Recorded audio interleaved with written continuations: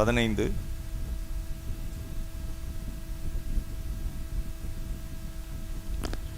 Mark 15 அதில் 32ஆம் வசனம். நாம் கண்டு விசுவாசிக்கத்தக்கதாக இஸ்ரவேலுக்கு ராஜாவாகிய கிறிஸ்து இப்பொழுது சிலுவையில் இருந்து இறங்கி வரட்டும் என்று சொல்லிக் கொண்டார்கள். அவரோட கூட சிலுவைகளில் அறையப்பட்டவர்களும் அவரை நிந்தித்தார்கள். ஆண்டவருடைய நாமம் மகிமைப்படுவதாக. இந்த வேத பகுதியில் ஆண்டவர் இயேசுனுடைய அந்த அவமானப்பட்டதை நாம் தியானித்தோம். இயேசு சிலுவையில் பட்ட அவமானத்தை நாம் தியானித்தோம். இந்த அவமானம் ஏன் அவமானப்பட்டார் அப்படிங்கிறது ஒரு முக்கியமான ஒன்றாக இருக்கிறது. இன்னும் சொல்லப்போனால் அந்த சிலுவை அநேக ஸ்திரீகள் தூரத்தில் நின்று கொண்டார்களாம். ஏன் அப்படி நின்று கொண்டாங்கன்னா, இந்த ரோமர்கள் சிலுவையில் அடிக்கும்போது அந்த சிலுவை எப்படி இருக்கும்னா, கவனிக்கலாம், எல்லாரும் நடந்து போகிற பாதையில் ரொம்ப எல்லாரும் பார்க்குற விதமாக இருக்குமா. ஏன் அப்படின்னா, அவர்கள் பார்க்கிறபடி நீச கோலமாக நிர்வாணமாக தொங்க விடுவார்களாம். இந்த நிர்வாணம் அப்படின்னா என்னன்னா, ஒரு ரொம்ப அவமானத்தினுடைய உச்சக்கட்டம், ரொம்ப உச்சக்கட்ட நிலையில வேதனைப்படுகிறது. அப்போ பைபிளில் இந்த நிர்வாணம் அப்படின்னா என்ன, எங்கெல்லாம் வருதுன்னா, ஒரு மனுஷன் தண்டிக்கப்படுகிற இடத்துல இப்படிப்பட்ட காரியங்கள் வருகிறது. உபாகமம் புஸ்தகத்தில் இந்த ஆசீர்வாதம் சாபம் என்கிற அந்த பகுதியில், உபாகமம் 28 அந்த சாபம்ங்கிற பட்டியலில் நீ பசியோடும் தாகத்தோடும் நிர்வாணத்தோடும் உன் சத்துருவை சேவிப்பாய் அப்படின்னு வரும். அப்போ அது சாபத்திற்கு அடையாளம். இன்னும் சொல்லப்போனால் ஒரு மனுஷனுக்குரிய தண்டனை அதுதான் அப்படின்னு சொல்லப்படுது. இப்போ இயேசு அப்படி தொங்கிக் கொண்டு இருக்கும்போது அநேக பெண்கள் தூரத்தில் நின்று கொண்டாங்க. அது மாத்திரமல்ல, அவர்கள் கண்ணீரோடு, மரியாள் மாத்திரம் சிலுவை அண்டை அங்கே வந்தார்கள். சரி, இப்போ இந்த அவமானத்தினுடைய முகாந்திரம் என்னவென்றால், நமக்கு மகிமையை கொடுக்கும்படி அந்த வெட்கத்தை இயேசு ஏற்றுக்கொண்டார். எல்லாம் சொல்லுவோமா, எனக்கு மகிமையை கொடுக்கும்படி இயேசு அவமானத்தை ஏற்றுக்கொண்டார். ஹல்லேலூயா. ஸோ அவமானம் அப்படின்னா அந்த வெட்கம், த ஷேம், ஒரு விதமான தாங்க முடியாத ஒரு வேதனை. அந்த வேதனையை இயேசு சுமந்து கொண்டார். அப்போ இந்த பாவம் என்பது ஒரு ரொம்ப கொடூரமான ஒன்று. சரி, இந்த காரியங்கள் பைபிளில் எப்படி இருக்குன்னா, படைப்பு, சிருஷ்டிப்பு, கிரியேஷன், அது முதல் காரியம். ரெண்டாவது, மனுஷன் பாவத்தினாலே வீழ்ச்சி அடைந்தான், அது ரெண்டாவது. மூன்றாவது, த ரிடம்ஷன் ஆஃப் ஜீசஸ், இயேசுவினுடைய மீட்பு, மூன்றாவது. நான்காவது காரியம் என்னன்னா, அந்த மீட்பினாலே வருகிறத ரெஸ்டோரேஷன், இழந்து போனதையெல்லாம் மீட்டு திரும்ப பழைய நிலைக்கு ஆண்டவர் கொண்டு வருகிறார். இந்த 4 காரியங்களும் இன்றைக்கு நாம் பார்க்க போகிறோம். ஒரு குடும்ப சமாதானம் என்று சொன்னால், குடும்பத்தில் குடும்பம் பாவமே இல்லாத நிலையில் குடும்பம் நல்லா இருக்கு. ஆனால் குடும்பத்தில் அந்த வீழ்ச்சி வரும்போது, பாவத்தினால் ஆன வீழ்ச்சி வரும்போது அங்கே என்ன உண்டாகிறது, அங்கு குடும்பத்திலே ஒரு சில குறைகள் வருகிறது. ஷேம், வெட்கம், அவமானம் வருகிறது. திரும்ப ஆண்டவருக்குள்ளாக அந்த மீட்பு வரும்போது திரும்ப நல்ல நிலைக்கு குடும்பம் வந்து விடுது. ஹல்லேலூயா. இந்த ஃபினான்சியல் காரியம், பொருளாதார காரியங்களை எடுத்துக்கொண்டால், ஒரு மனுஷனை ஆண்டவர் ஆசீர்வதிக்கிறது தான் அவருடைய சித்தம். ஆனால் மனுஷனுடைய கீழ்ப்படியாமையினாலே இந்த ஆசீர்வாதம் என்பது ஒரு வீடு கட்டுறதோ, வீடு வாங்குறதோ, அல்லது நிறைய பணம் ஃபிக்ஸட்டில் சேமித்து வச்சிருக்கிறதோ, இட்ஸ் நாட் பிளெஸிங். வேதம் சொல்லுகிறது, நீதிமொழிகள் 10ஆம் அதிகாரத்தில், கர்த்தரின் ஆசீர்வாதமே ஐஸ்வர்யத்தை தரும், அதனுடைய அவர் வேதனையை கூட்டார். அப்போ பொருளாதாரத்தில் நம்ம ஆசீர்வாதமாக இருக்கிறோமா, பொருளாதாரத்தில் நம்ம ஆசீர்வாதமாக இருக்கிறோமா அப்படிங்கிறது. அப்போ கிரியேஷனில் எப்படி இருக்குது, ஆண்டவர் எப்படி மனுஷனை உண்டாக்கினார், கிரியேஷனில் அவனுக்கு குறைவில்லாமல் தான் மனுஷனை உண்டாக்கினார். அடுத்து அங்கே என்ன நடக்குதுன்னா, அந்த மனுஷனுக்கு வீழ்ச்சி வந்தபோது அவன் சாபத்துக்குள்ளானான். ஆதாம் சாபத்துக்குள்ளானான், ஏவாள் சாபத்துக்குள்ளானாள், இந்த பூமி சபிக்கப்பட்டது. அது மாத்திரமல்ல, இதற்கெல்லாம் காரணமா இருந்த சர்ப்பம் சபிக்கப்பட்டது. அப்ப மனுஷனுக்கு இந்த பூமியில போராடுறதே ஒரு பெரிய நிலையா மாறிடுச்சு. பிள்ளை பெற்றெடுக்கும் போது ஒரு போராட்டம், கையிட்டு பிரயாசம் சம்பாத்தியத்துல ஒரு போராட்டம், இந்த பூமியில வாழும்போது கணவன் மனைவிக்கு இடையில ஒரு சில பிரச்சனைகள். இது எல்லாமே எங்க இருக்கு அப்படின்னா அந்த வீழ்ச்சியினுடைய அறிகுறிகள். ஆனா இயேசு என்ன பண்றாரு, அதை மீட்டு குடும்பத்துக்குள்ளே சமாதானத்தையும் சந்தோஷத்தையும் ஆசீர்வாதத்தையும் அந்த மகிமையும் கர்த்தர் கொண்டு வருகிறார். ஹல்லேலூயா. தி ரெஸ்டோரேஷன், இழந்து போனதையெல்லாம் மீட்டு கொடுக்கிறார். ஸோ இது எல்லாமே இதன் அடிப்படையில் நம்ம கர்த்தரை அணுகுவோமானால் நம்ம வீடு அற்புதமாக இருக்கும், ஒரு குட்டி ஒரு ஏதேனாக இன்பமாக இருக்கும். சரி, ஆதியாகமம் 1ஆம் அதிகாரம், ஆதியாகமம் 1ஆம் அதிகாரம்,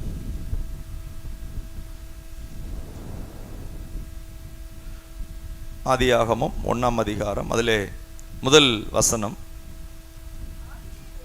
ஆதியிலே தேவன் வானத்தையும் பூமியையும் சிருஷ்டித்தார். பூமியானது ஒழுங்கின்மையும் வெறுமையுமாயிருந்தது, ஆழத்தின் மேல் இருள் இருந்தது, தேவ ஆவியானவர் ஜலத்தின் மேல் அசைவாடி கொண்டிருந்தார். 3ஆம் வசனம், தேவன் வெளிச்சம் உண்டாக கடவுது என்றார், வெளிச்சம் உண்டாயிற்று. ஆண்டவருக்கு மகிமை உண்டாகட்டும். ஆண்டவர் ஒவ்வொன்றையும் உண்டாக்குகிறார் அற்புதமாக. கிரியேஷன், தேவனுடைய இந்த படைப்பு ரொம்ப அற்புதமாக இருக்கு, நாம் கவனிக்கலாம். அப்போ இந்த படைப்பை ஆண்டவர் உண்டாக்குற அதே நேரத்தில் அங்கு முதல் வசனத்துக்கும் 2வது வசனத்துக்கும் இடையில ஒரு பெரிய மாற்றம் உண்டாகிறது. ஒழுங்கின்மை, வெறுமை, இருள். ஆண்டவர் அதை என்ன செய்கிறார், திரும்ப ஒழுங்கு உண்டாக்குகிறார். ஒழுங்கின்மை, வெறுமை, இருள். அப்போ திரும்ப ஆண்டவர் ஒழுங்கு உண்டாக்குறார். அப்போ ஒவ்வொன்றையும் ஆண்டவர் அற்புதமாக படைக்கிறாரு, ஆச்சரியமாக படைக்கிறாரு. படைக்கும்போது ஆண்டவர் அளவாக கொடுக்கல. ஒரு விதையை விதைக்கிறோம், விதைக்கும்போது அதிலிருந்து அந்த கனிகள் இருக்கு பாருங்க, ஃப்ரூட்ஸ், கொத்து கொத்தாக தானியத்தை விதைக்கிறாங்க, ஏராளமான தானியம் விளைவிக்கப்படுது. அது மாத்திரமல்ல, இந்த ஏதேன் தோட்டத்தில் ஆண்டவர் உண்டாக்கின அங்கு ஒவ்வொன்றும் எப்படி இருக்கிறது அப்படின்னா அது புசிக்கிறதற்கு அற்புதமாக இருக்கிறதா. அங்கே நாம் வாசிக்கிறோம், தேவன் உண்டாக்கின அந்த ஏதேன் தோட்டம் 9ஆம் வசனம், 2ஆம் அதிகாரம் 9ஆம் வசனம், தேவனாய கர்த்தர் பார்வைக்கு அழகும், பார்வைக்கு அழகும். அடுத்து என்ன சொல்றாரு, புசிப்புக்கு நலமுமான. 2 காரியத்தையும் சொல்றார், பார்வைக்கு அழகும், புசிப்புக்கு. அப்புறம் 2யுமே கொடுக்குறார். வெறும் அதாவது எதுக்குங்க அழகுலாம், அதை வேற அழகுபடுத்திட்டு அப்படிலாம் இல்லை. புசிக்கிறதுக்கு அது இன்பமானதான், ரொம்ப நல்ல குவாலிட்டியாக இருக்குது, டேஸ்டாக இருக்குது. அதே நேரத்தில் அழகையும் கொடுக்குறார், 2யும் கொடுக்குறார். அது 2யும் கொடுத்து அங்கு ஆண்டவர் சொல்றாரு, நலமுமான சகலவித விருட்சங்களையும், பார்வைக்கு அழகும் புசிப்புக்கு நலமுமான சகலவித விருட்சங்களையும், தோட்டத்தின் நடுவிலே ஜீவ விருட்சத்தையும். அப்போ ஆண்டவர் கொடுத்தது அதாவது யூட்டிலிட்டி. எதுக்குங்க அலங்காரம்லாம், வெறும் என்னத்தையோ வயிற்ற நிறைச்சுனா போதும், என்னத்தையோ ட்ரெஸ்ஸுன்னு உடுத்துனா போதும், இல்லை, அழகு கொடுக்குறார். அல்லேலூயா. காட்டு புஷ்பங்களை பாருங்கள், ஆண்டவர் என்ன சொல்றார், காட்டு புஷ்பங்களை பாருங்கள், அவை என்ன செய்யறது இல்லையா, அதுக்கு ஆண்டவரே அலங்காரம் கொடுக்குறார், அந்த அழகை கொடுக்குறார். ஒரு சில ரோட்டில் போகிற இடங்கள்ல காட்டில் அதாவே வளர்ந்து கொடி முளைச்சி கிடக்கு. அன்றைக்கி ஒரு நாள் ஹைவேஸில் ஒரு ரோட்டில் போகிறப்ப அதாவே அந்த செடி படர்ந்து இருக்கு, அவ்வளவு அழகாக அடுக்கடுக்காக இருக்குது அந்த பூ. அது யாருமே விதைக்கலை, யாரும் அதுக்கு வேலி போடலை, அதுக்கு தண்ணி ஊற்றி பாய்ச்சலை, அதாவே முளைக்குது. ஆனால் தேவன் அதை உடுத்து வைக்கிறார், அழகாக இருக்கிறது. ஹல்லேலூயா. இந்த டிசைனிங் எல்லாமே தேவனுடைய கிரியேஷன்ல இருந்து தான் டிசைனிங்கே எடுக்கிறாங்க. அவ்வளவு அழகாக ஆண்டவர் உண்டாக்கி இருக்கிறார். ஹல்லேலூயா. சொல்லுங்க, அழகு ஆண்டவருக்கு ரொம்ப பிடிக்கும். சர்ச்சில் கூட நல்ல அலங்காரம், ஆண்டவருக்காக நல்ல அழகுபடுத்துறது, அலங்காரம் பண்ணுறது ரொம்ப கர்த்தருக்கு பிடிக்கும். ஹல்லேலூயா. டிவி வாங்குறப்ப ஒரு டிவி வாங்கலான்னு இருந்தோம். 20,000 ரூபா. ஆனால் 2 டிவி வாங்க கர்த்தர் உதவி செய்தார். 50,000 ரூபா 2 டிவி. அல்லேலூயா. அந்த டவுனில் ப்ரேயர் நடத்துகிற இடத்துல அந்த ஏசி 60,000 ரூபா. கர்த்தர் அதை அவர் மகிமைக்காக, அல்லேலூயா, இன்னும் அதை மாடிஃபை பண்ண போகிறோம். அப்போ இங்கே கூட நம்ம வாடகைக்கு இருக்கிறோம். கர்த்தர் இன்னும் மகிமைப்படுத்துவார். அல்லேலூயா. கர்த்தர் சித்தமானால் வாகனங்களை கர்த்தர் தருவார் ஊழியத்திற்காக. அல்லேலூயா. இதெல்லாம் எதற்காகனா அவரை மகிமைப்படுத்த, அவருக்கு அலங்காரமாய் இருக்க, அவர் நாம மகிமைப்படணும். அல்லேலூயா. ஆண்டவருக்கு மகிமை உண்டாகட்டும். அடுத்ததாக அங்கே சொல்லப்பட்டிருக்கிறது, அதே ஆதியாகமம் 2ஆம் அதிகாரத்தில் 11ஆம் வசனம், முதலாம் ஆற்றுக்கு பைசோன் என்று பேர், அது ஆவிலா தேசம் முழுவதையும் சுற்றி ஓடும், அவ்விடத்திலே பாருங்க யூட்டிலிட்டி சும்மா ஏதோ போதாதாங்க அப்படிலாம் இல்லை, பொன் விளையும், கேடியம், அது நல்ல சுத்த பொன்னாக இருந்திருக்கு, பொன் விளையும். ஆண்டவருடைய விருப்பமே அப்படிதான். எதுக்குங்க இந்த ஆடம்பரம் அப்படிலாம் இல்லை, அவர் அந்த மகிமையை மனுஷனுக்கு கொடுக்குறார். மனுஷன் அங்கே தான் இருக்கணும், அவன் அந்த மண்ணில் மிதிக்கணும், அவன் காலுக்கு கீழே பொண்ணு விளையணும். ஹல்லேலூயா சொல்லுங்களேன். பொன் விளையணும். யார் விரும்புகிறா?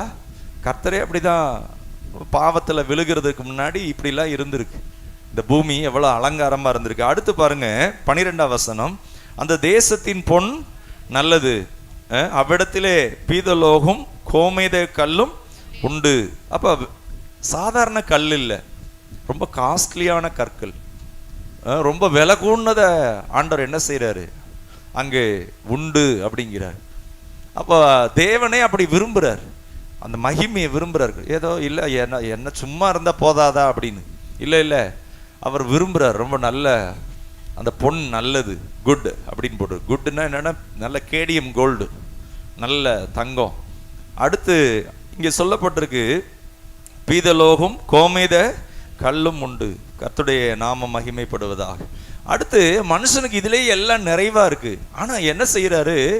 மனுஷனை வேலை செய்யும்படி, தோட்டத்தை பண்படுத்தவும் காக்கவும். ஒரு ஒரு ஒரு குடும்பத்தில் ஒரு புருஷன் அப்படின்னா அவனுக்கு ஒரு வேலை, அவனுக்கு எல்லாம் இருக்கு.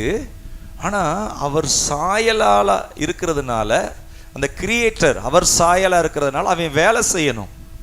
ஹல்லேலூயா. அவன் வேலை செய்யும் போது தான் அவன் புருஷனாக இருக்கிறான். அந்த குடும்ப தலைவருக்குன்னு ஒரு ரெஸ்பான்சிபிலிட்டி, குடும்ப தலைவர் இப்படி தான் இருக்கணும்.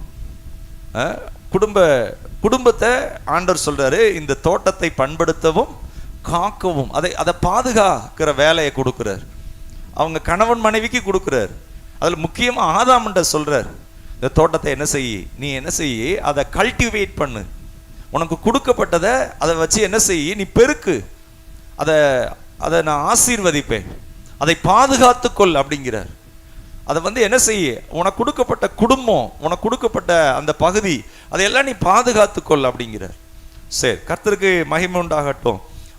ஆதியாகமம் 1ஆம் அதிகாரம் 26ஆம் வசனம் எல்லாரும் எடுத்து வாசிக்கலாம். ஆதியாகமம் 1:26.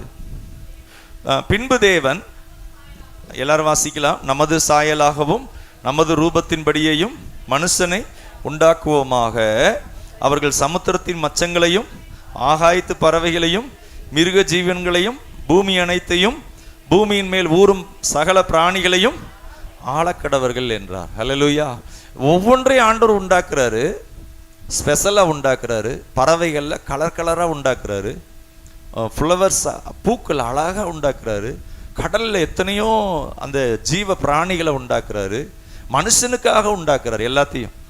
எல்லாமே மனுஷனுக்காக உண்டாக்குறாரு. ஆனால் ஒன்று, மனுஷனை மாத்திரம் அவர் என்ன செய்கிறார்னா அந்த மகிமையை மனுஷனுக்கு வைக்கிறார். அவர் சாயலாக, கைகளை உயர்த்தி சொல்லுங்களேன், நான் தேவ சாயலாக உண்டாக்கப்பட்டிருக்கிறேன், தேவனால் ஆசீர்வதிக்கப்பட்டிருக்கிறேன். ஹல்லேலூயா.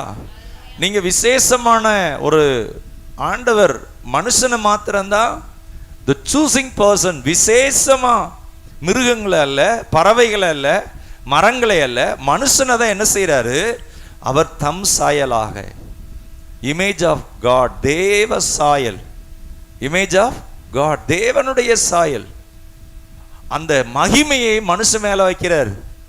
இன்னொரு காரியத்தை அங்க செய்யறாரு, அவர்கள் ஆளக்கடவர்கள், ரூல் ஓவர். அந்த மகிமையில் ஒரு பெரிய ஆசீர்வாதம். யோசித்து பாருங்க, மிருகம் வந்து நம்மளை ஆளட்டும் அப்படின்னா எப்படி இருக்கும்? திடீர்னு சவுண்டு கொடுக்கும், ஓன்னா நம்ம எல்லாம் கையை கட்டிட்டு நிற்கணும். அப்படிதான் இருக்கும். பறவை வந்துருச்சு அப்படின்னா அதுதான் ஆளுது அப்படின்னா அது ரொம்ப கொடூரமாக வந்து ஆளும். நம்ம எல்லாம் பேசாமல் பயந்து போய் நடுங்கிக்கிட்டு இருக்கணும். ஆனால் ஆண்டவர் மனுஷனை தான் என்ன செய்கிறாரு? நீங்கள் ஆளக்கடவர்கள். ஹல்லேலூயா. மனுஷனுக்கு கர்த்தர் பாவத்தில் விழுகிறதுக்கு முன்னாடி இப்படிப்பட்ட மகிமையானதெல்லாம் கொடுக்குறாரு. கொடுத்துட்டு இன்னொரு வார்த்தை சொல்றாரு, தேவன் அவர்களை ஆசீர்வதித்தார். சொல்லுங்களேன், தேவன் அவர்களை ஆசீர்வதித்தார். ஆசீர்வாதம்னா என்னன்னா, அதாவது காற்று ஒரு இடத்துல இருந்து இன்னொரு இடம் வீசுது பாருங்க, அது மாதிரி கண்ணுக்கு தெரியாது, ஆனா அது வீசும்போது தெரியும் காற்று வீசுது அப்படி. அதே போல ஆசீர்வாதம் ஒருத்தவங்க மேல இருந்தா அவங்க லைஃப்ல ப்ராஸ்பெரிட்டி, சக்சஸ்ஃபுல், அடுத்து அவங்களுக்குள்ள வளர்ச்சி, சமாதானம், கனி கொடுக்கிற வாழ்க்கை, அவங்கள சுற்றி ஒரு பாதுகாப்பு, இது எல்லாமே அந்த ஆசீர்வாதத்தில் இருக்கும். அவங்கள பார்த்தாவே தெரியும் அவங்க லைஃப்பில் அவங்க ப்ரொக்ரெஷன் ஆகிட்டே இருப்பாங்க, அவங்க டெவலப் ஆவாங்க, அவங்க மேலே அந்த மகிமை தங்கி இருக்கும். ஸோ அவங்களுக்குள்ள தனிப்பட்ட வாழ்க்கையில் ஜெப வாழ்க்கை, கர்த்தருக்கு பிரியமாக ஒப்பு கொடுத்துருப்பாங்க. இந்த வாக்கு தத்தங்களும் தேவ மகிமையும் தேவனுடைய ஆசீர்வாதங்களும் அவங்க மேலே இருக்கும்.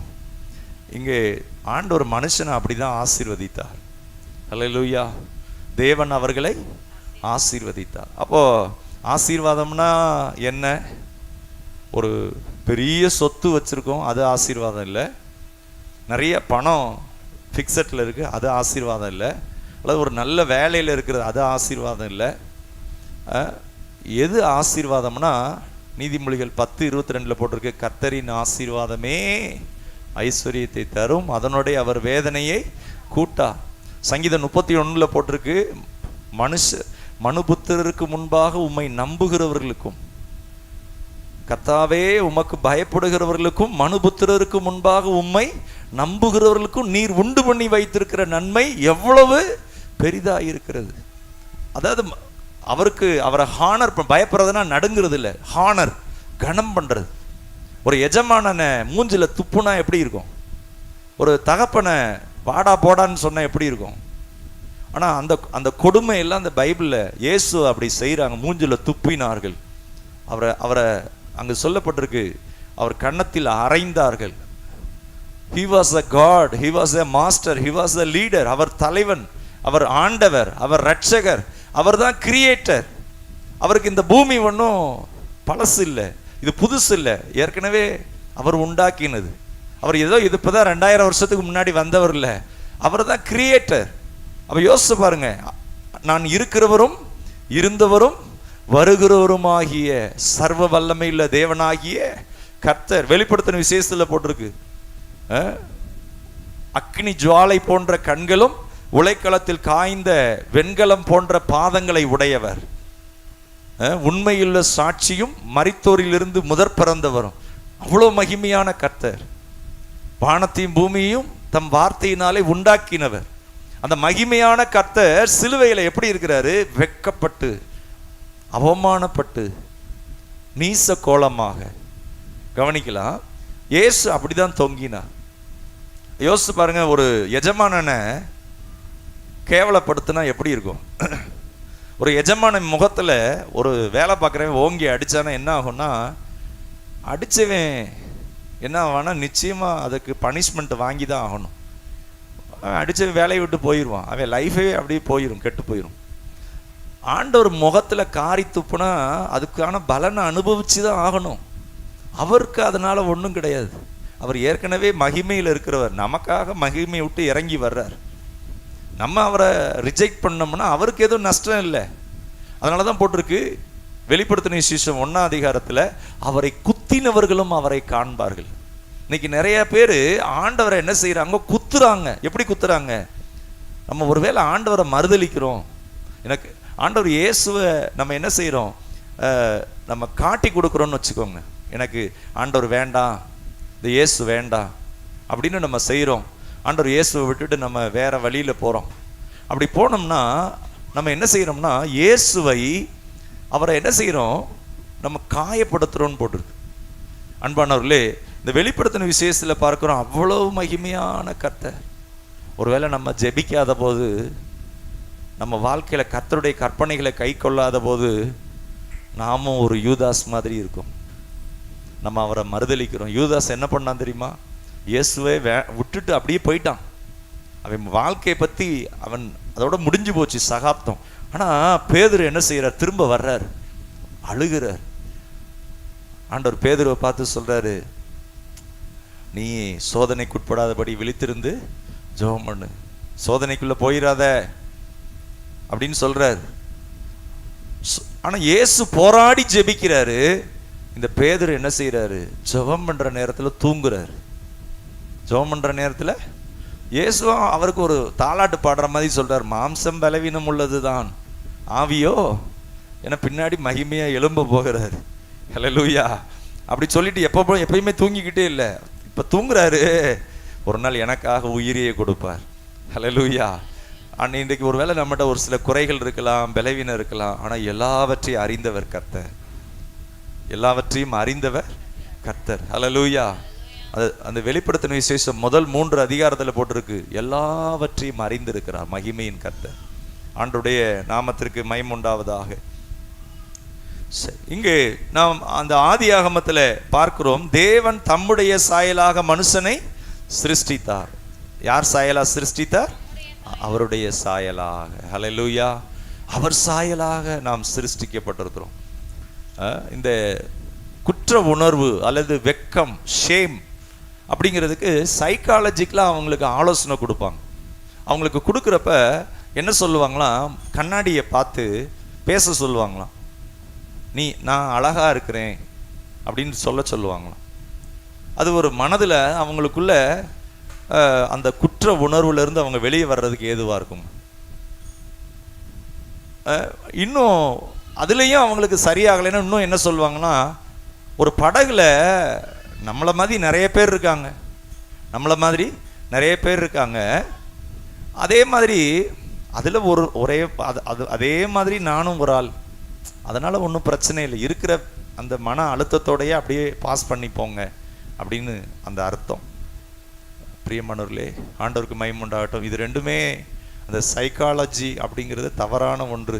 அது இயேசு கிறிஸ்து, இந்த வேதம் ஒன்று தான் சரியான ஒன்றை சொல்லுகிறது. ஹல்லேலூயா. வேதம் ஒன்று தான் சரியானதை நமக்கு என்ன செய்து சொல்லுது. என்ன சொல்லுது அப்படின்னா, அவர் நம்முடைய அவமானத்தை ஏற்றுக்கொண்டார். இயேசு அவமானத்தை என்ன செய்தார்? ஏற்றுக்கொண்டார். வெட்கத்தை ஏற்றுக்கொண்டார். பாருங்க, இந்த நிர்வாணம் அப்படிங்கிற ஒன்று பைபிளில் இங்கே நாம் வாசிக்கலாம். ஆதியாகமம் 3ஆம் அதிகாரம். ஆதியாகமம் 3ஆம் அதிகாரம்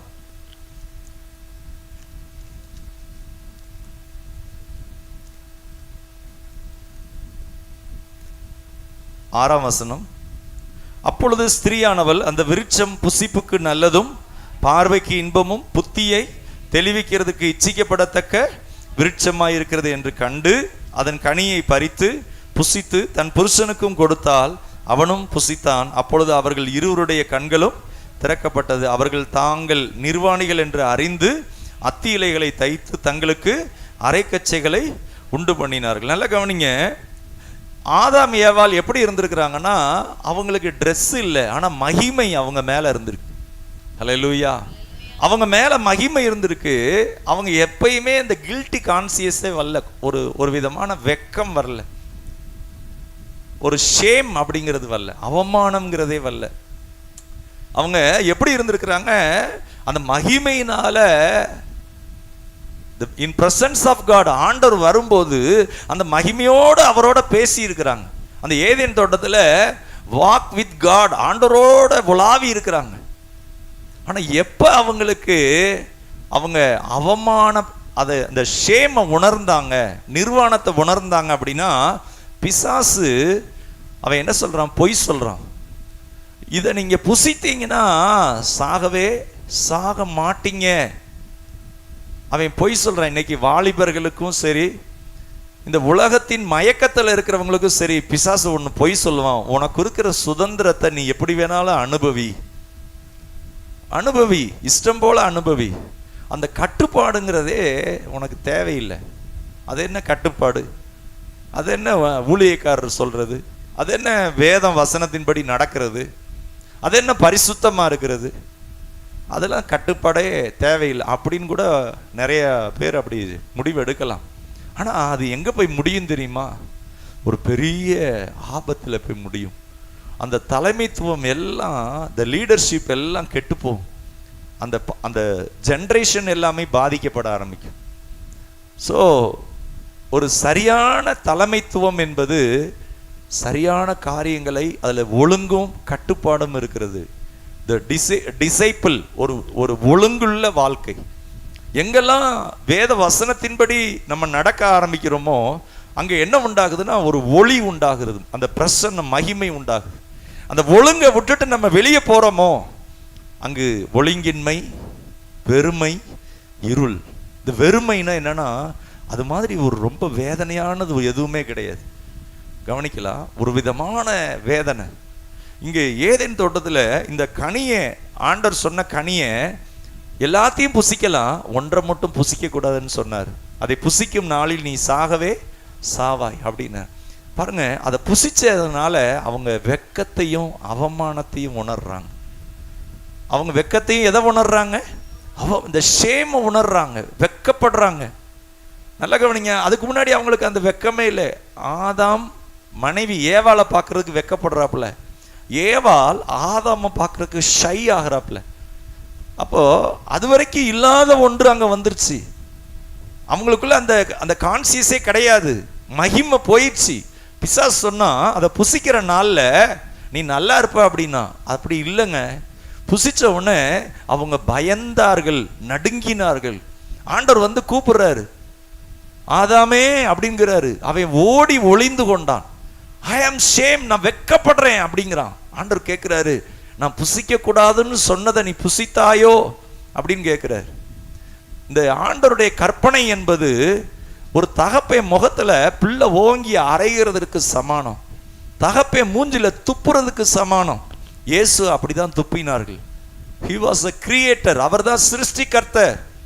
பிலிப்பியர் 2ஆம் அதிகாரத்தில் போட்டிருக்கு, அவர் தேவனுக்கு சமமாயிருந்தும், அவர் தேவனுடைய ரூபமாயிருந்தும் தம்மை தாமே வெறுமையாக்கி அடிமையின் ரூபம் எடுத்தார். ஆதலால் தேவன் அவரை எல்லா நாமத்திற்கும் மேலாக அவரை உயர்த்தினார். ஒரு இடத்துல பிதாவானவர் உயர்த்தினார்னு போட்டிருக்கு, இன்னொரு இடத்துல நானே என்னை ஒப்பு கொடுக்கிறேன், நானே உயிர்த்தெழவும் எனக்கு வல்லமை உண்டுன்னு இயேசு சொல்றார். காரணம் என்னன்னா, அவர் அந்த மகிமையை இழப்பது உங்களுக்காகவும் எனக்காகவும் தான். அல்லேலூயா. அந்த நிர்வாணம், நீச கோலத்தை இயேசு ஏற்றுக்கொண்டார். இங்கு வாசிக்கிறோம், ஆதாம் ஏவாள் அவங்க என்ன செய்யறாங்க, அந்த நிர்வாணத்தை மறைப்பதற்கு அவங்களே ஒரு ட்ரெஸ்ஸு தயாரிக்கிறாங்க. அந்த அத்தி இலையினால ட்ரெஸ்ஸை மூடுறாங்க, தன்னுடைய சரீரத்தை மூடுறாங்க. நல்லா கவனிங்க, அப்போ அந்த அவமானம் அது அவர்களுக்கு ஒரு பெரிய வேதனையை உண்டாக்கினது. எங்க பாவம் வந்ததோ அப்பொழுது மனுஷன் வாழ்க்கையில பயம், கில்ட்டி கான்சியஸ், இன்னும் சொல்லப்போனா வெட்கப்படுற உணர்வு. ஐயோ, என் வாழ்க்கை ஏன் இப்படி இருக்கு, என் குடும்பம் ஏன் இப்படி இருக்கு, என் நிலம் மாத்திரம் ஏன் இப்படி இருக்கு, எனக்கு மட்டும் ஏன் இந்த தீமையான சம்பவம் நடந்தது, இத்தனை ஆண்டுகள் நான் ஏன் இப்படி கஷ்டப்படணும். அன்பானவர்களே, ஒரு நல்ல செய்தி, இயேசு இந்த அவமானத்தை அவர் சுமந்து தீர்த்திருக்கிறார். அவர் அந்த அவமானத்தை பரிகரித்திருக்கிறார். அல்லேலூயா. இங்கே நாம் வாசிக்கிறோம், இந்த காரியங்கள் நிமித்தம் சாபம் வருது. அந்த பாவம் என்பது அவ்வளோ கொடூரமாக இருக்கு. ஆதாம் மேலே ஒரு சாபம், ஏவாள் மேலே ஒரு சாபம், இவங்க குடும்ப வாழ்க்கையில் சாபம், குழந்தை பிறக்கிறப்ப அவங்க படப்போகிற வேதனை, ஒரு தாய் படுற வேதனை, அதெல்லாம் முதல்ல கிடையாது. ஆனால் இந்த பாவம் வந்த உடனே இத்தனை காரியங்கள். அடுத்து அவங்க கையின் பிரயாசத்தை ஆசீர்வதிச்சிருந்தார் கர்த்தர். ஆனால் அந்த கையின் பிரயாசத்தில் ஒரு சாபம், நீ வேர்வை சிந்தி பாடுபட்டு தான் சம்பாதிப்ப. அடுத்து சொல்லப்பட்டிருக்கு, இந்த பூமியானது சபிக்கப்பட்டிருக்கு. இந்த ஆதாம் நிமித்தம் ஆதாமுக்கு பிளெஸ்ஸிங்கா இருந்த அந்த பூமியும் சபிக்கப்பட்டு போனது. அது மாத்திரமல்ல, இந்த கேரக்டர் என்ன ஆயிடுச்சுன்னா, ஆதாம ஆண்டவர் கேட்குறாரு, நான் புசிக்க கூடாதுன்னு சொன்ன கனியை நீ புசிச்சாயா அப்படின்னு கேட்குறாரு. அப்போ இந்த வெக்கம் அவமானத்தை ஒத்துக்கிட மனசு இல்லை. இன்னைக்கு நிறைய நேரங்களில் நம்ம ஒத்துக்கொள்ளாத மனநிலை. என் வாழ்க்கையில் இன்ன பாவம் நான் செஞ்சேன். ரோமர் 1:21 போட்டிருக்கு, நான் ஆண்டவரை ஸ்தோத்தரிக்கலை, நான் ஆண்டவரை மகிமைப்படுத்தலை, அதனால இந்த சாபம் என் வாழ்க்கையில் வந்துச்சு அப்படின்னு அந்த கான்சியஸ் இருக்காதான், ஒத்துக்கொள்கிற மனப்பான்மை இருக்காது. அவங்க தான் தப்பு பண்ணாங்க. ஆதாம கேட்டா, ஏவாள் தான் எனக்கு இந்த கனியை கொடுத்தா. அதான் பிசாசின் சுபாவம் அங்க உள்ள வந்துருச்சு. அது என்னன்னா, அதுதான் டெவில் ஸ்பிரிட், பொல்லாத ஆவி. அதுக்கப்புறம் தான் சாபம் வருது. ஆண்டவர் உடனே சபிக்கல, அவன் தன்னை நியாயப்படுத்துகிறான். 2025க்கு போக முன்பாக 2024 நம்மளை நாமே தாழ்த்தி, ஆண்டவரே என் வாழ்க்கையில் இருக்கிற இந்த பிரச்சனைக்கு, என் குடும்பத்தில் இருக்கிற இன்ன குறைவுக்கு, ஆண்டவரே இந்த பகுதியில் நான் ரொம்ப வேதனைப்படுறேன், நான் தான் காரணம் ஆண்டவரே. ஒருவேளை கணவன் மனைவியா இருந்தா கணவன் மனைவியை சொல்லாதீங்க, மனைவி கணவனை சொல்லாதீங்க, நாங்க தான் காரணம்னு ஆண்டவருக்கு முன்னாடி போங்க. கர்த்தர் அங்கு மகிமையை கட்டளையிடுவா. ஒருவேளை எல்லாமே நான் எல்லாம் கரெக்டா இருந்தேன், ஆனா என் குடும்பம் மட்டும், என் பேக்ரவுண்டு மட்டும் சொல்லாதீங்க. ஒருவேளை பேக்ரவுண்டே அப்படி இருந்திருந்தா கூட, ஏசப்பா எனக்காக நீங்க பரிகாரமானீங்க, நான் இன்னும் உண்மை விசுவாசிந்திரு அப்படின்னு சொல்லி அவருக்கு முன்பாக உங்களை அர்ப்பணியுங்க. கர்த்தர் அவர் மகிமையினாலே உங்களை உடுத்துவார், அவருடைய ஆசீர்வாதத்தினாலே உங்களை நிரப்புவார். ஹல்லேலூயா. அங்கு நாம் வாசிக்கிறோம், அங்கு அந்த ஏதேன் அப்படின்னா இன்பம், அந்த இன்பத்தை அவங்க இழந்துட்டாங்க. அந்த இன்பமே இல்லாம ஆயிடுச்சு. குடும்பத்துல என்ன ஆயிடுச்சுன்னா சண்டை, ஒரே வாக்குவாதம். பாவத்தினாலே அந்த குடும்பமே நரகம் போல ஆயிடுச்சு. ஆனா ஆண்டவர் உண்டாக்கினதுல அப்படி இல்லை. அதனாலதான் ஆண்டவர் முதல் அற்புதத்தை காணா ஒரு கல்யாண வீட்டில் செய்கிறார். ஹல்லேலூயா. குடும்பம் நல்லா இருக்கணும், குடும்பம் ஆசீர்வதிக்கப்படணும். கடைசி அந்த முடிவும் அங்கு கல்யாணத்துல தான் முடியுது. என்ன கல்யாணம்? மணவாளன் இயேசு, மணவாட்டி சபை. ஹல்லேலூயா. ஆண்டவருக்கு மகிமை உண்டாட்டம். இயேசு தலையா இருக்கிறாராம், நம்ம எல்லாம் அவர் சரீரமா இருக்கிறோம். ஹல்லேலூயா. ஆண்டவருக்கு மகிமை உண்டாகட்டும். அப்போ இந்த என்ன காரியங்கள்ல வெட்கப்பட்டு இருக்கிறீங்க, என்ன காரியங்கள்ல ஒரு விதமான வேதனையோடு இருக்கிறீங்க, ஆண்டவர் இயேசுவை மகிமைப்படுத்துங்க, சிலுவையை நோக்கி பாருங்க, சிலுவையை உயர்த்துங்க, ஸ்தோத்திரம் பண்ணுங்க. ஆண்டவர் இயேசு சொல்றார், நான் உயர்ந்திருக்கும் போது, நான் அவர் தன்னை உயர்த்தல. இந்த ரோமர்கள், இந்த யூதர்கள் என்ன செய்யறாங்க? இயேசுவை அவமானப்படுத்தி சிலுவையில உயர்த்துறாங்க. ஜனங்கள் நடந்து போகிற பாதையில உயர்த்துறாங்க, கேவலப்படுத்துறாங்க. நிர்வாணமா தொங்கி கொண்டிருக்கிறார். தி ஷேம், அவமானம். சங்கீதத்தில் போட்டிருக்கு, நிந்தை என் இருதயத்தை பிளந்தது, துக்கம். ஒரு ஐயாவுக்கு சுவிசேஷம் சொல்லிக்கிட்டே இருந்தேன். அந்த ஐயா 2 நாளைக்கு நேற்று போறப்போ அவர் சொன்னாரு, நான் ஒரு கிறிஸ்தவ நண்பர்கிட்ட சொன்னையா, டெய்லி எனக்கு ஒரு ஐயா வந்து சுவிசேஷம் சொன்னார் இந்த இயேசுவை பத்தி. நாங்கள் 2 பேருமா தற்கொலை பண்ண இருந்தோம். ஒவ்வொன்றா கேட்டு கேட்டு ஆண்டவர்கிட்ட வேண்டி நல்லாய் வந்துட்டோம். ஆனா என் மகன் வைத்த கடன், அந்த துக்கத்தை கடன்காரையெல்லாம் வந்து வைவான். என் மனைவி அதெல்லாம் வாங்கி வாங்கி உள்ள துக்கப்பட்டுக்கிட்டே இருந்தாப்புல. 2 வாரத்துக்கு முன்னாடி அந்த அம்மா இறந்து போயிட்டாங்க. நாங்கள் ப்ரேயருக்கு வந்துடலான்னு நினச்சிக்கிட்டு இருந்தோம், அதுக்குள்ளே என் மனைவி இறந்து போயிட்டாப்புலையே. துக்கம். அன்பானவர்களே, அந்த ஐயா ஏதோ நடபணமா இருக்கிறையா அப்படிங்கிறாங்க. ஆனா இயேசுவை பத்தி அந்த அம்மாவுக்கு சொல்லியிருக்கு. 2 பேருமா டெய்லி ஜெபம் பண்ணி இருக்கிறாங்க. இன்றைக்கு நம்மளை சுத்தி எத்தனை பேர் இருக்கிறாங்க, எத்தனை பேரை வெக்கத்திலிருந்து நம்ம விடுதலையாக்கி இருக்கிறோம். மரணத்துக்கு எதுவாக எத்தனை பேர் இருக்காங்க. மரணம் யாருக்கு எப்போ வரும்னு தெரியாது. ஆனா நமக்கு கொடுக்கப்பட்ட இந்த சுவிசேஷம் இருக்கு பாருங்க, அவங்கள அந்த வெட்கத்திலிருந்து விடுதலையாக்கும், அவமானத்திலிருந்து விடுதலையாக்கும். இந்த ஷேம் ஓடி ஒளிந்து கொண்டான். ஏன் ஓடி ஒளிந்து கொண்டான்? அவன் மேல என்ன வந்துருச்சுன்னா மகிமை போய் பிசாசின் ஆவி வந்துருச்சு. தேவனை கண்டு ஒரு மனுஷன் ஓடுறானா அவனுக்குள்ள பேய் இருக்கு, பிசாசு இருக்கு, அவனை கொல்ல போறான் பிசாசு. ஒரு மனுஷன் தேவ சமூகத்தை விட்டு போனான்னா அவனுக்குள்ள ஏதோ ஒரு பிசாசின் ஆவி உள்ள வந்துருச்சு. யூதாசு தேவ சமூகத்தை விட்டு ஓடினான். காரணம் என்ன தெரியுமா? அவனுக்குள் பிசாசு புகுந்தான். நம்ம இன்னைக்கு பிசாசை கூப்பிடுறதுக்கு வெளியில கொம்பு வச்சுலாம் வரமாட்டாங்க. சைலண்டா இயேசுகிட்ட வந்து கேட்குறான், என் காலில் நீ விழுந்தேன்னா போதும். எப்படி பேசுறான் பாருங்க. இன்னைக்கு நீங்க உயர உயர மேலான ஸ்தானங்களுக்கு போறப்ப அவன் சொல்லுவான், நீயும் நானும் பங்காளியா இருப்போம், என் காலில் ஒரு நிமிஷம் விழுந்து எந்திரிச்சிடு, இதெல்லாம் நான் உனக்கு கொடுத்துட்றேன் அப்படின்பா. நல்லா கவனிங்க. ஒரு மனுஷன் பாவத்திலையும் அக்கிரமத்திலையும் இருக்கிறப்ப, அநியாயமா சம்பாதிக்கிறப்ப பிசாசு அவங்கள கண்டுக்கிடவே மாட்டான். ஏன் தெரியுமா?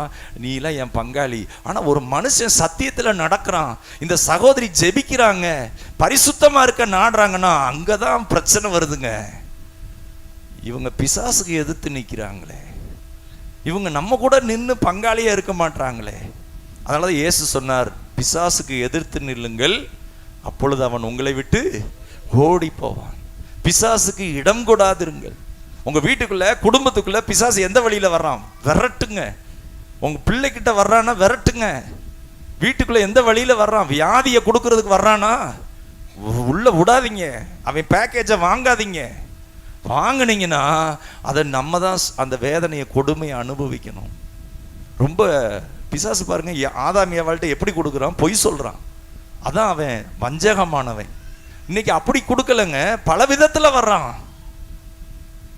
பல விதத்துல வர்றான். ஆண்ட்ராய்டு ஃபோன் இன்பமானது, வீடியோ கேம்ஸ் விளையாடுறது இன்பமானது.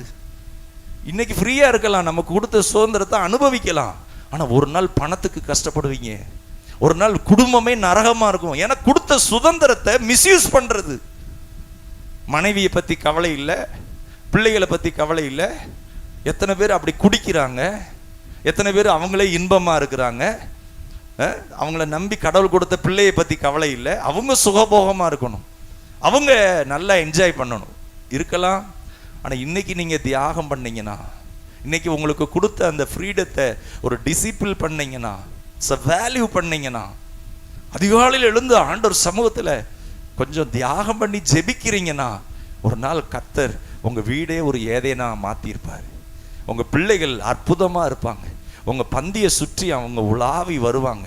உங்க பிள்ளைகள் அவங்க எப்படி இருப்பாங்கன்னா, வண்டர்ஸ் அண்ட் சைன்ஸ், அற்புதங்களா இருப்பாங்க, அடையாளங்களா இருப்பாங்க. ஏன் தெரியுமா? உங்களுக்கு நீங்க கொடுத்த அந்த ஃப்ரீடத்தை, அந்த சுதந்திரத்தை அதை தாறுமாறாக்காம இயேசு சொல்றார், என் பிதா எனக்கு என்ன சொன்னாரோ அதையே நான் செய்கிறேன். என் பிதா எனக்கு, பாருங்க, அந்த ஏவாள் போய் கனியை புசிக்கிறதுக்கு புடுங்க போறப்ப கர்த்தர் பார்த்துக்கிட்டு தாங்க இருந்தாரு. இன்னைக்கு நம்ம செய்யற ஒவ்வொன்றுக்கும் ஃப்ரீடம் கொடுக்குறாரு. நம்ம எப்படிவே இருக்கலாம், என்னமும் செய்யலாம். யார் நம்மளை கேட்கறது? யாரும் கேட்க மாட்டாங்க. ஆனா நம்ம செய்கிற ஒவ்வொன்றுக்கும் ரியாக்ஷன் உண்டு. ஆண்டவர் சொல்லுவாரு, உனக்கு என்னை பற்றி மகிமையை சொல்லி கொடுத்தேன், உனக்கு என்னுடைய நாமத்தை அறிகிற அறிவை உனக்கு சொல்லி கொடுத்தேன். ஆனா நீ என்ன பண்ண? உன்னை நான் உண்டாக்கினேன், உன்னை நான் மன்னிச்சேன், உன்னை நான் மீட்டு கொண்டேன். உனக்கு நான் கொடுத்த பிள்ளைகளுக்கு நீ கணக்கு கொடு, உனக்கு கொடுத்த ஆப்பர்ச்சுனிட்டிக்கு நீ கணக்கு கொடு. உனக்கு நான் சுவாசம் கொடுத்துருக்கேனே, அக்கௌண்டபிலிட்டி கணக்கு கொடு. ஒருவேளை நம்ம மூஞ்சில துப்பலாம், எஜமானனை கேவலப்படுத்தலாம். எஜமானனுக்கு நஷ்டம் இல்லைங்க, நமக்கு தான் நஷ்டம். இயேசுவை துப்புனதுனால அவருக்கு ஒன்றும் இல்லை. அவர் ஏற்கனவே பிதாவின் மடியில மகிமையில தான் இருக்கிறார். நமக்காக வந்தாரு. ஹல்லேலூயா. கைகளை வேர்த்தி சொல்லுங்க, எனக்காக,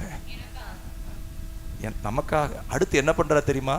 மரித்து உயிர் தெழுந்து பிதா விட்ட போறப்ப இப்போ ஒரு பெரிய காரியத்தை செஞ்சிருக்கிறார். அவர் மகிமையில் இருந்த கர்த்தர் அவரோடு கூட உங்களையும் என்னையும் உட்கார வைத்திருக்கிறார்.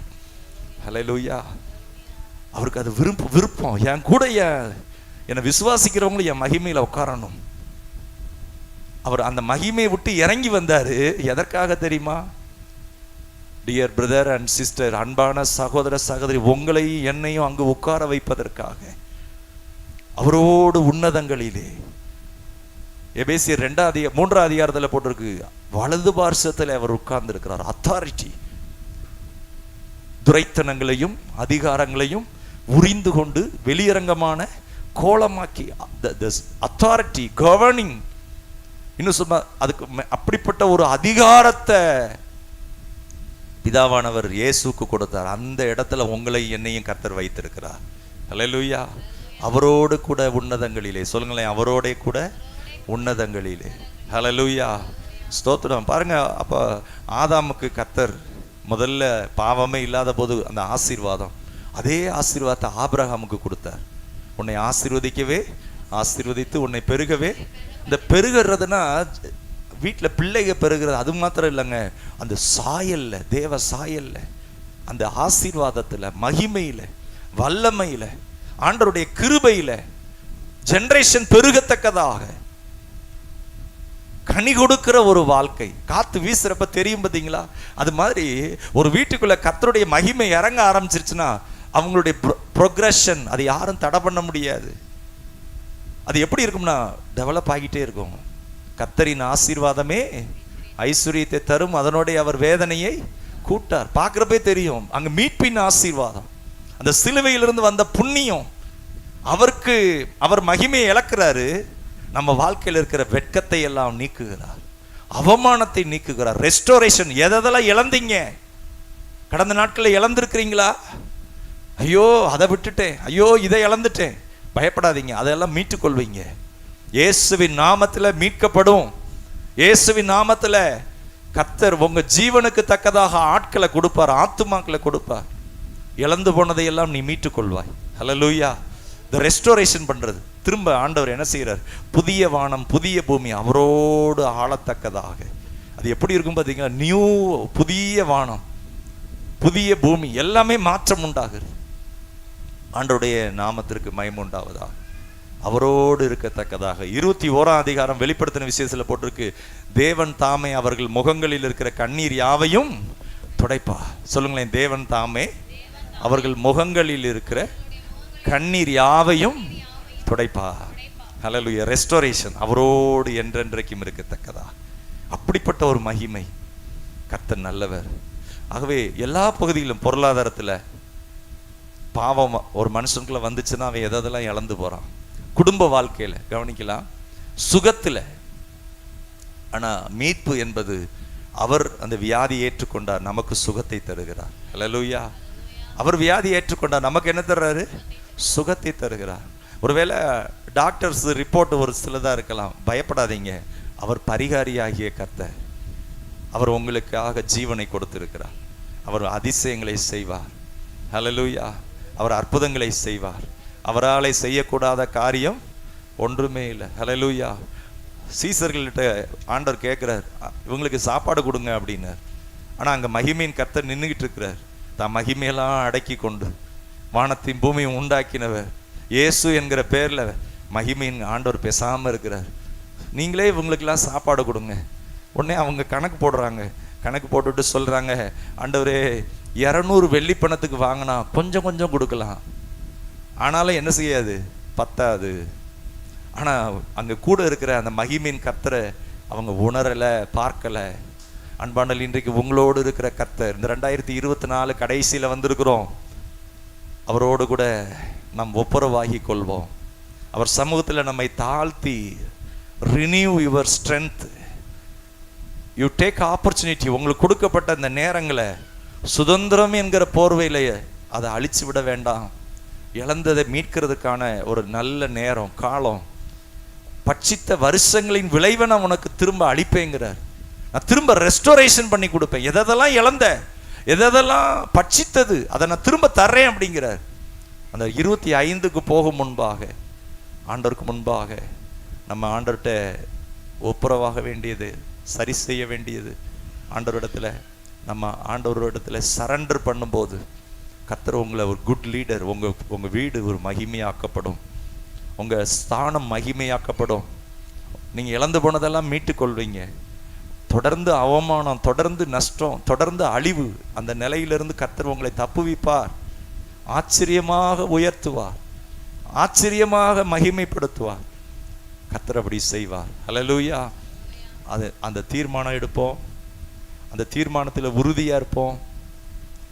நம்ம அவரோடு ஒப்புரவாய் கொள்வோம். இது எல்லாத்துக்கும் பின்னாடி என்ன இருக்கு தெரியுமா? ரத்தம் சிந்துதல் இருக்கு.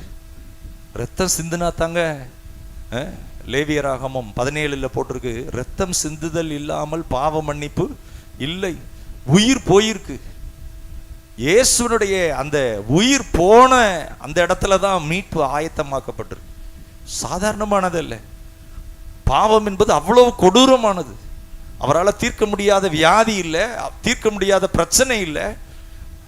அவரை நம்பி வந்தவங்களை அவர் கைவிடவே இல்லை. நீங்க விசுவாசிங்க, உங்க வாழ்க்கையில் இருக்கிற பெரிய பெரிய ஆபத்துகளை கர்த்தர் பாருங்க. பாஸ்டர்ஸ் மீட்டிங்ல, பாஸ்டர்ஸ் குரூப்ல ஒரு ஃபோன் போட்டிருந்தாங்க. என்னன்னா, பாஸ்டர்ஸ் குரூப்ல இருந்து நாங்க பேசுறோம், இன்டர்நேஷனல் வெளிநாட்டுல இருந்து பேசுறோன்னு ஒரு நம்பர் வரும். அந்த ஃபோன் வந்தால் எடுக்காதீங்க, பேசுனா கூட அவங்களுக்கு இந்த கோடு சொல்லாதீங்க அப்படின்லாம் சொல்லியிருந்தாங்க.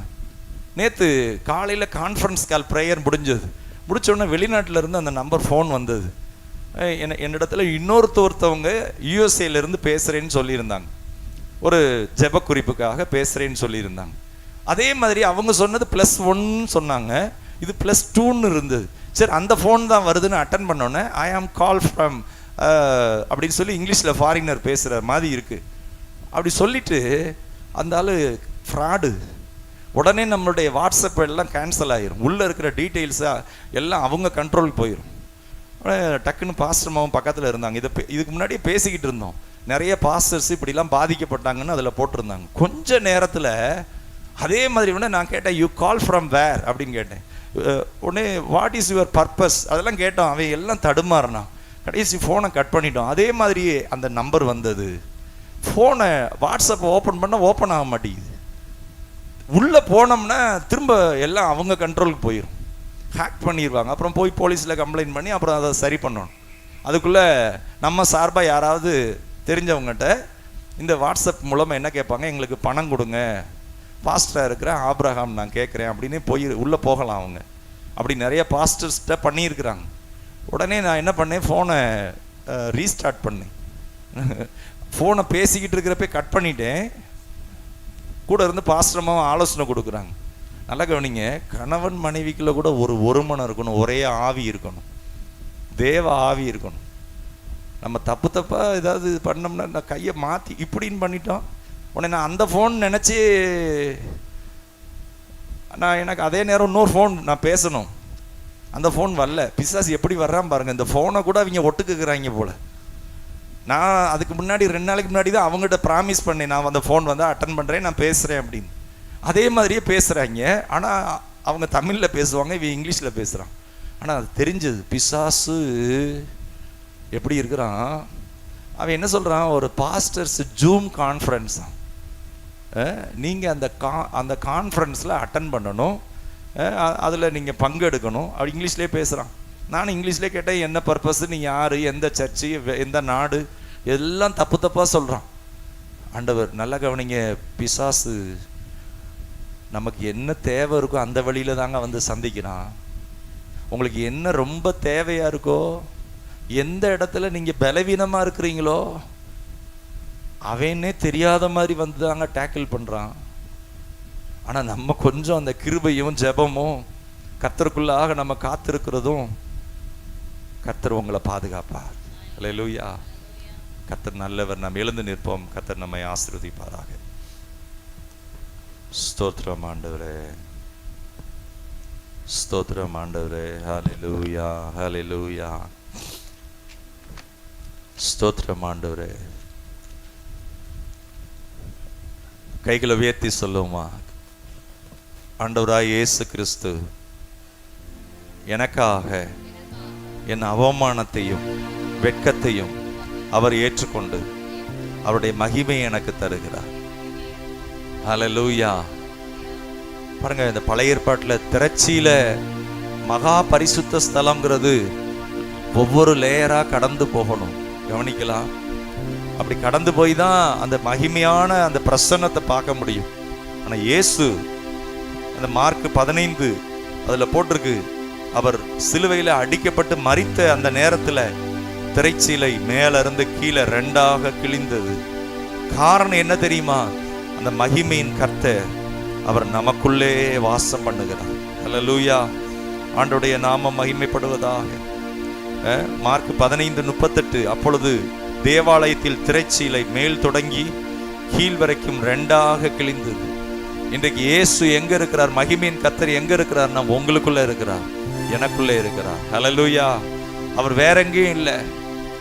அவர் சிலுவையில அங்கு சொல்லப்பட்டிருக்கு, மகா உரத்த சத்தமாய் கூப்பிட்டு ஜீவனை விட்டார். ஜீவனை விட்ட மாத்திரத்துல அந்த அன்றைக்கு இருந்த எருசலேம்ல இருந்தது திரைச்சீலை 2ஆ கிழிந்தது. ஏன் அப்படின்னா அவமானத்தையும் வெட்கத்தையும் பிரியமானவர்களே இயேசு பரிகரித்திருக்கிறார். இன்னைக்கு பயப்பட தேவையில்லை. எந்த நிலையிலையும் குறைவோடு கூட வாழ்க்கையில தொடர்ந்து அவமானம், தொடர்ந்து நஷ்டம், தொடர்ந்து என்ன நடக்கும்னு தெரியல, எந்த நிலையில இருந்தாலும் இயேசுவண்டை வரலாம். அவர் உங்களை விடுவிக்க போதுமானவர், அவர் உங்களை ரட்சிக்க போதுமானவர். ஒவ்வொருவருக்காகவும் அவர் மரணத்தை ருசி பார்த்திருக்கிறார். ஒவ்வொருவருக்காகவும் அந்த மரணத்தை உத்தரித்திருக்கிறார். எபிரேயர் 2ஆம் அதிகாரத்தில் போட்டிருக்கு, ஒவ்வொருவருக்காக. கைகளை உயர்த்தி ஆண்டவரை ஸ்தோத்திரிப்போம். ஹல்லேலூயா, ஹல்லேலூயா, ஹல்லேலூயா, ஹல்லேலூயா. உம்மை ஆராதிப்பேன். இந்த பாடலை சேர்ந்து பாடுவோம். 5வது பாடல். என் நாட்கள் முடியும் வரை, என் ஜீவன் பிரியும் வரை, என் சுவாசம் ஒளியும் வரை உம்மையே ஆராதிப்பே, உம்மையே ஆராதிப்பே, உம்மை ஆராதிப்பே, உம்மை ஆராதிப்பே. சேர்ந்து சொல்லுமா? உம்மை ஆராதிப்பே, உம்மை ஆராதிப்பே. மீண்டும் ஒரு முறை. உம்மை ஆராதிப்பே. ஆண்டவராய் இயேசுவே உம்மை ஆராதிப்பே, உம்மை ஆராதிப்பே. நாட்கள் முடியும் வரை, என் ஜீவன் பிரியும் வரை, என் சுவாசம் ஒளியும் வரை ஆராதிப்பே, ஆராதிப்பே. தாயின் கருவில் உருவாகும் முன்னே பெயர் சொல்லி அழைத்தவர் நீரே. தாயினும் மேலாக அன்பு வைத்து நீர் எனக்காக ஜீவன் தந்தீரே. தாயின் கருவில் உருவாகும் முன்னே பெயர் சொல்லி அழைத்தவர் நீரே. தாயினும் மேலாக அன்பு வைத்து நீர் எனக்காக ஜீவன் தந்தீரே.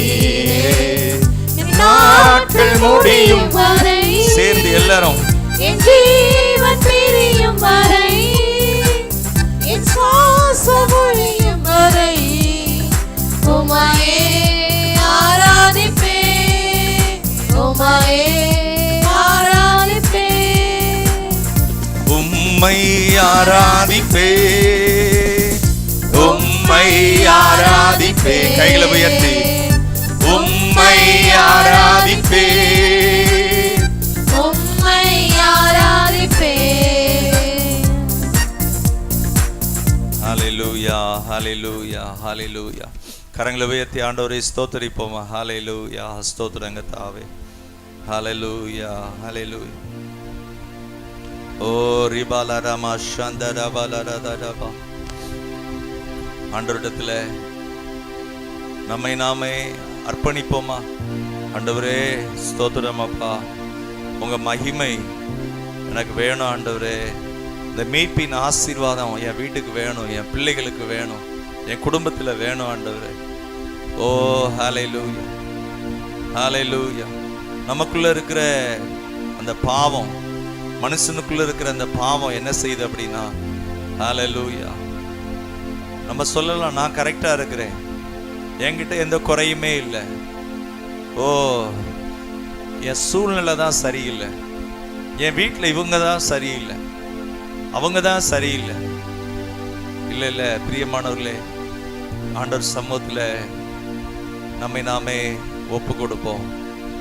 ஏசப்பா, எனக்காக நீர் அவமானத்தை ஏற்றுக்கொண்டீரே. ஓ ஹல்லேலூயா. கைகளை உயர்த்தி ஆண்டவரை ஸ்தோத்தரிப்போமா. ஓ ரபா ராதாராமா ஷந்தா ரபா ராபா. ஆண்டவர் அப்படியே விட்டுறல, வெட்கத்தோடைய மனுஷனை விட்டுறல.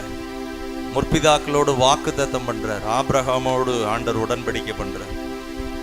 நீங்க சொல்லலாம், ஆபிரகாமோடு உடன்படிக்கை பண்ண எனக்கு என்னங்க கிடைக்கும்? கலாத்தியர் 3 போட்டிருக்கு, அந்த ஆசீர்வாதம் இயேசு கிறிஸ்து மூலமா உங்களுக்கு எனக்கும் ஆண்டவர் தர்றாரு. இந்த வார்த்தையை நம்பி வந்திருக்கிற, அவர் சமூகத்தை தேடி வந்திருக்கிறீங்க, வெட்கத்தோட வந்திருக்கிறீங்க. எத்தனையோ பிரச்சனை, இயேசு போதுமானவருங்க. அவர் உங்களை கைவிட மாட்டாரு. அவர் நல்லவர். அவர் உங்களை ஆசீர்வதிச்சா உங்க நிலைகள் மாறும். கைகளை உயர்த்தி ஆண்டவர் சமூகத்துல, ஆண்டவரே ஸ்தோத்திரம் அப்பா, என் பாவங்களை மன்னிங்க. ஒப்பு கொடுக்காதவங்க ஒப்பு கொடுங்க. ஏசப்பா, எனக்குள்ள வாங்க, என் குடும்பத்துல வாங்கப்பா. ஓ ஹல்லேலூயா. வீட்டில் இன்னும் அவமானம் இருக்கு, இந்த காரியங்களை நான் ரொம்ப வேதனையா இருக்கிறேன். ஓ ராபாலா ராதா ராமா ஷாந்தா ராபாலா ராதா ராபா. அவருடைய மகிமை இயேசுவின் நாமத்திலே. ஓ ரிபாலா ராபாதா ராபா ஷந்தா ராபாலா ராபா. அவர் குணமாக்குகிற கர்த்தர். ஓசியால் ஆண்டவர் சொல்றார், உன்னை நான் குணமாக்குவேன். எரேமியா 29 ஆண்டவர் சொல்றாரு, நான் உனக்கு சௌக்கியத்தையும் ஆரோக்கியத்தையும் வர பண்ணி, ஓ ஹல்லேலூயா, உன் காயங்களை நான் கெட்டுவேன். உனக்கு நான் இந்த சத்தியத்தை நான் வெளிப்படுத்துவேன். உன்னை நான் குணமாக்குவேன்னு கர்த்தர் சொல்றார். உனக்கு சௌக்கியத்தை நான் வர பண்ணுவேன், ஆரோக்கியத்தை வர பண்ணுவேன். ஓ ராபாலா ராதா ராமா ஷந்தா ராபா. உன்னுடைய பின்மாற்றத்திலிருந்து நான் உன்னை குணமாக்குவேன். ஓ பேக் ஸ்லைடிங், உன்னை நீ கர்த்தரை விட்டு தூரமா போற காரியங்கள்ல அதிலிருந்து நான் உன்னை குணமாக்குவேன். உன்னை நான் உன் குடும்பத்தை குணமாக்குவேன். உன் வீட்டை நான் கெட்டுவேன். உன்னை நீ இழந்து போனதையெல்லாம் நீ மீட்டுக்கொள்வ. ரெஸ்டோரேஷன். ஆண்டவர் மீட்டு கொண்டு அவரோடு உன்னதங்களிலே உட்கார வைக்கிறார். ஹல்லேலூயா, ஹல்லேலூயா. சர்வவல்லமையுள்ள எங்கள் பிதாவே, ஆண்டவராகிய இயேசுவின் நாமத்தில் ஒவ்வொருவரையும் கர்த்தர் நீர் அப்பா அவங்க வாழ்க்கையில மீட்கத்தக்கதாக, இழந்து போனதெல்லாம் மீட்கத்தக்கதாக. முதல் ஆதாம் அவன் எதெல்லாம் இழந்து போனாரோ அதையெல்லாம் பிந்தின ஆதாம் கிறிஸ்து சிலுவையில மீட்டு கொண்டீரப்பா. இயேசுவின் நாமத்தில் வியாதி மறைவதா, இயேசுவின் நாமத்தில் பிசாசினுடைய போராட்டங்கள் குடும்பத்தை விட்டு பிள்ளைகளை விட்டு நீங்குவதா, இயேசுவின் நாமத்தில் அசுத்த ஆவியின் கிரியைகளை நாங்கள் கடிந்து கொள்ளுகிறோம். இயேசுவின் நாமத்தில் ரீபாலா ராபா ஷாந்தா ராபாலா ராதா ராபா ஒரியாங்கமனா கத்தராபாலா ராதா ராபா. ஆசீர்வதிங்க ஆண்டவரே.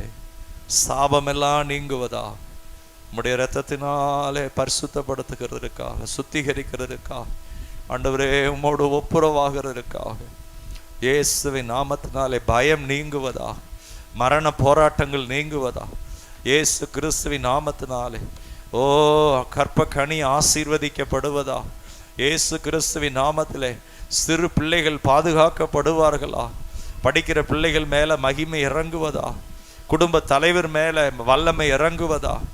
ஓ கையின் பிரயாசத்தை ஆசீர்வதிங்க ஆண்டவரே. ஓ குடும்பத்திலே ரட்சிப்பின் கிரியை நடப்பதா. ஓ நன்றி ஆண்டவரே, நன்றி அப்பா. நீங்க அப்படி செய்கிறதுக்காக நன்றி. வியாதியில பலவீனத்தில் இருக்கிறவர்களை கர்த்தர் குணமாக்குகிறதுக்காக நன்றி. ஸ்தோத்திர ராஜா, ஸ்தோத்திரங்க தாவே, ஸ்தோத்திரங்க தா. அப்படியே ஜெபம் பண்ணுங்களேன், அப்படியே ஜெபிங்களேன். கர்த்தர் உங்க ஜெபத்தை கேட்கிறவர். அவர் மகிமையின் கர்த்தர். அவரோடு உங்களை உட்கார வைக்க விரும்புகிறார். அவரோடு உன்னதங்களிலே. அதற்காக தான் ஜீவனை கொடுத்தார், அதற்காக தான் இரத்தத்தை சிந்தினார். ஹல்லேலூயா. ஆசீர்வதிங்க ஆண்டவரே, ஆசீர்வதிங்கப்பா இயேசுவின் நாமத்தினாலே. ஓ ரிபாலா ராதா ராபா ஷந்தா ராபாலா ராபா ரியாங்கபா ராபா கதராபா. ஹல்லேலூயா, ஹல்லேலூயா. பொல்லாத பிசாசினுடைய அலக்களிப்புகளை இயேசுவின் நாமத்தில் கடிந்து கொள்ளுகிறோம். பரம வைத்தியராக, நல்ல டாக்டராக ஆண்டவரே பலவீனமாக இருக்கிறவங்களை தொட்டு இப்பொழுதே நீங்கள் சுகமாக்குறதுக்காக, redeem in the name of Jesus. இயேசுவின் நாமத்தினாலே இப்பொழுதே விடுதலை உண்டாவதா. இயேசு கிறிஸ்துவின் நாமத்தினால் உம்முடைய இரத்தத்தினாலே பரிசுத்தமாக்குங்க ஆண்டவரே. எல்லா கெட்ட சிந்தனையிலிருந்து விடுதலை கொடுங்க. எல்லா அலக்களிப்பிலிருந்து விடுதலை கொடுங்க. இயேசுவின் நாமத்திலே பயத்திலிருந்து விடுதலை கொடுங்க. நன்றி அப்பா. எல்லா அடிமைத்தனத்திலிருந்து கர்த்தர் விடுதலை கொடுங்கப்பா. நன்றி அப்பா. நன்றி ராஜா. உம்முடைய கரத்திலே அர்ப்பணிக்கிறோம் ஆண்டவர் இயேசுவின் நாமத்தில் பிதாவே. ஆமேன் ஆமேன். நாத்துமாவே கர்த்தரை ஸ்தோத்திரி, முழுமையோட பரிசுத்த நாமத்தை ஸ்தோத்திரி. நாத்துமாவே கர்த்தரை ஸ்தோத்திரி, அவர் செய்த சகல உபகாரங்களையும் மறவாதே. ஆமென். நம்முடைய கர்த்தராகிய இயேசு கிறிஸ்துவின் கிருபையும் பிதாவாகிய தேவனுடைய அன்பும் பரிசுத்த ஆவியானவருடைய அன்னிய ஐக்கியமும் வழிநடத்தலும் சமாதானமும் மாறுதலும் நம் அனைவரோடும் இன்றும் என்றும் சதா காலம் இருப்பதாக. ஆமென். அல்லேலூயா. கர்த்தர் உங்களை ஆசீர்வதிப்பாராக. Praise the Lord.